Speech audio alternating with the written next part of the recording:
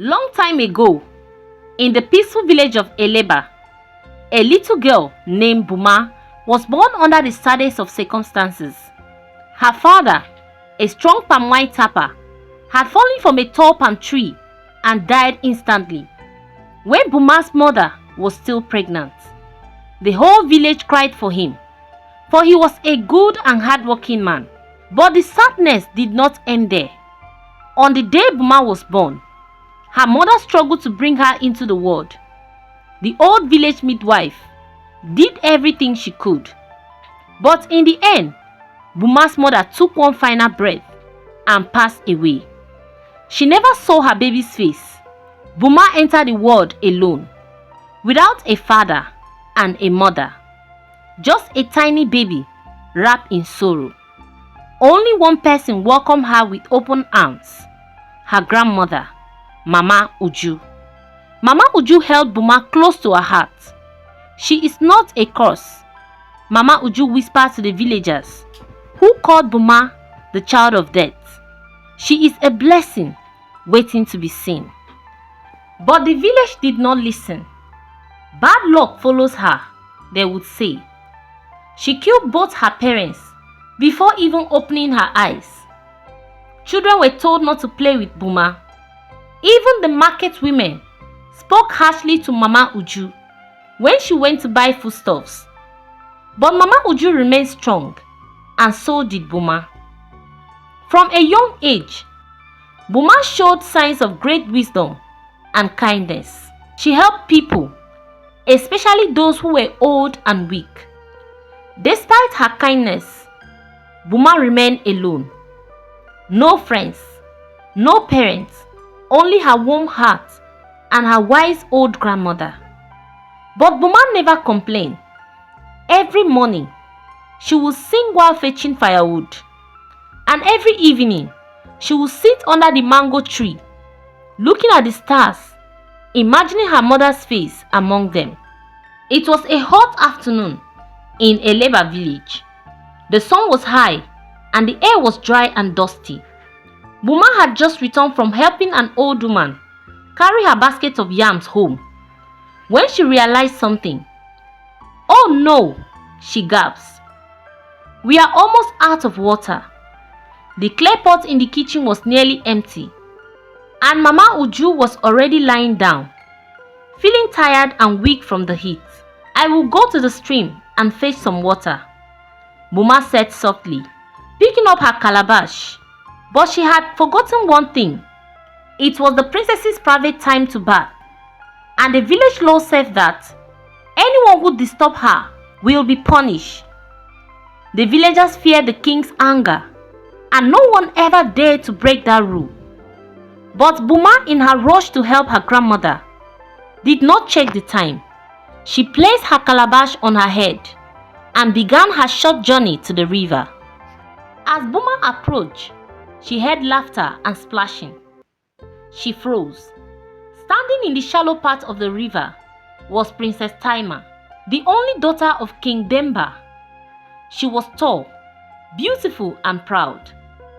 Around her were 3 royal maidens, helping her bath. They were brushing her long hair and pouring water gently over her skin. "Who dares to come here?" Princess Taima shouted when she spotted Buma. Buma's eyes widened in fear. I am sorry, Your Highness," she stammered, dropping her calabash. "I didn't mean to." "Leave at once," the princess screamed. "Do you not know the rules?" Buma turned quickly and began to run. Her heart beat fast, her cheeks burning with shame. She had never meant to break any rule. She only wanted to help her grandmother. As she ran back, the sound of angry splashing and harsh voices faded behind her. But then, just a few minutes later, she heard something else.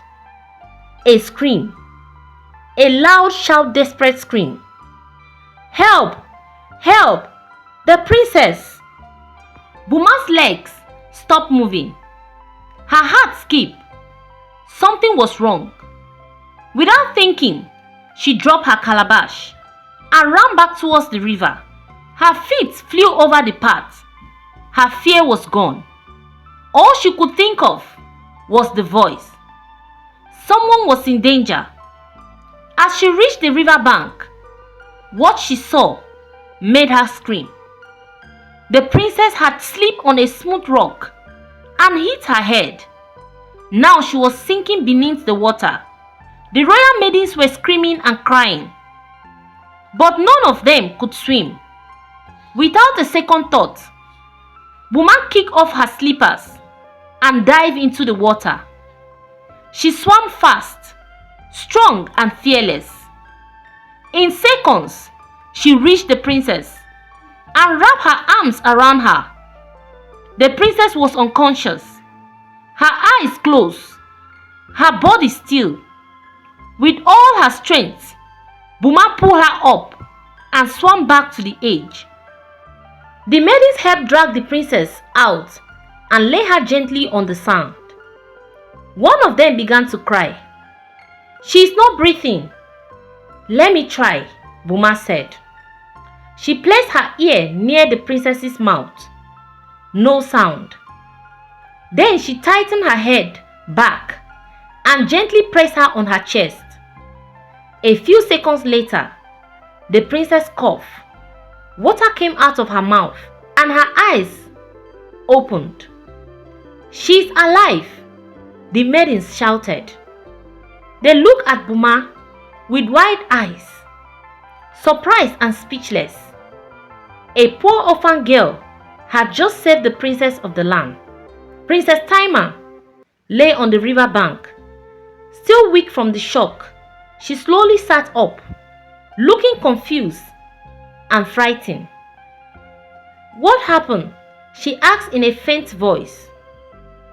"You slipped and fell into the deep part of the river, Your Highness, and she saved you," pointing at Buma. Princess Taima turned her head slowly and looked at Buma. Their eyes met. Buma stood quietly, her hair dripping. She didn't expect a thank you. She wasn't looking for praise. She had only done what her heart told her was right. Princess Taima blinked. "You saved me?" she asked. Buma nodded slowly. "Yes, Your Highness. I didn't want anything bad to happen to you." For a few seconds, the air was completely silent. Then the head maiden said, "We must return to the palace. The king must hear of this." Princess Taima was helped to her feet. "Come with us," one of the maidens said to Buma. "Me?" Buma asked, looking surprised. "Yes, the king must hear everything from the one who saved his only daughter." Buma's heart beat fast. She had never been to the palace before. She had only seen it from a distance, behind the tall golden gate. Now she was being invited inside, because of something she never planned to do. Together, the maidens, the princess and Buma began their journey back to the palace. Along the way, they passed people who stopped and stared.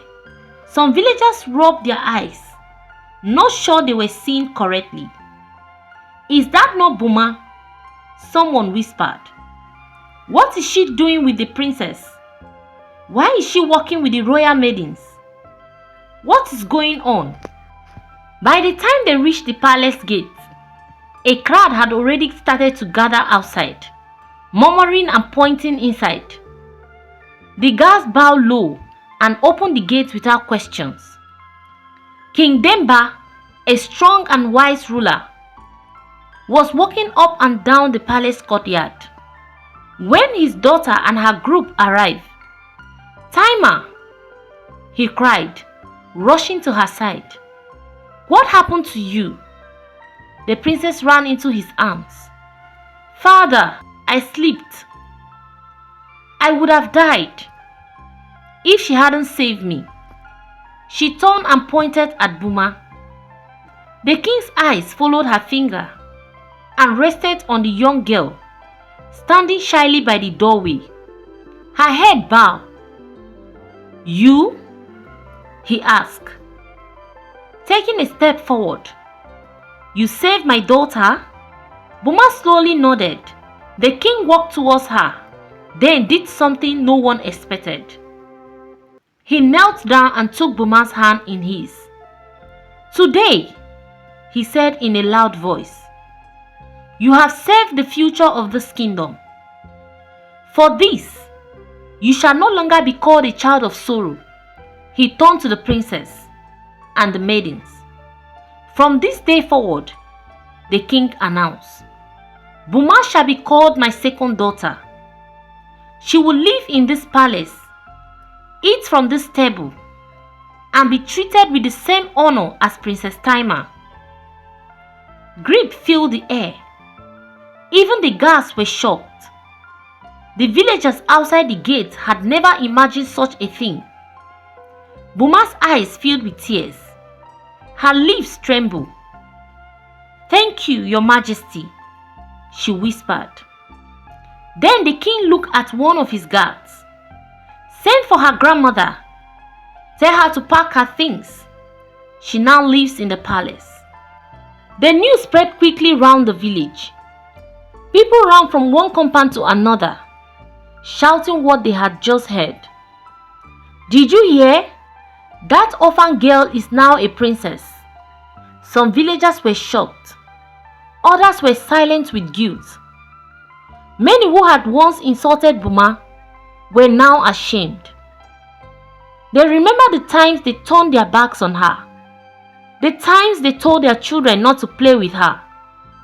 And now, she was living in the palace. Meanwhile, inside the palace, Boma stood still in the wide hallway, her eyes moving from one tall pillar to another. Everything felt like a dream. The floor was smooth and shiny.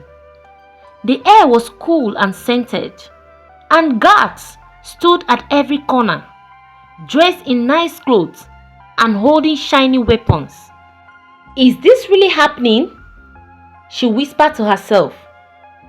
Just then, a maid came to her with a smile. "Princess Boma, come, let us show you your room." Boma's heart jumped. Princess Boma? No one had ever called her that before. She was led down a long corridor and into a large beautiful room. The bed was soft and high. There was a wardrobe filled with new clothes and shoes. There was even a small mirror with gold around it. Boma had never seen such things in her life. Not long after, a palace guard arrived with Mama Uju. The old woman's eyes were wide with surprise. "Boma," she cried, "what is happening?" Boma ran to hug her. "I saved the princess from drowning," she said happily. "And the king has adopted me as his second daughter. We are to live here now." Mama Uju's legs were shaking. She looked around in disbelief. You are now a princess?" "Yes, Grandma," Boma smiled. "God has changed our story." The king's personal head stepped forward politely. "Mama Uju, a room has been prepared for you, just beside the princess. Everything you need has been provided." Tears filled the old woman's eyes. Thank you so much. I never dreamt I would step into this palace, let alone live in it." Later that evening,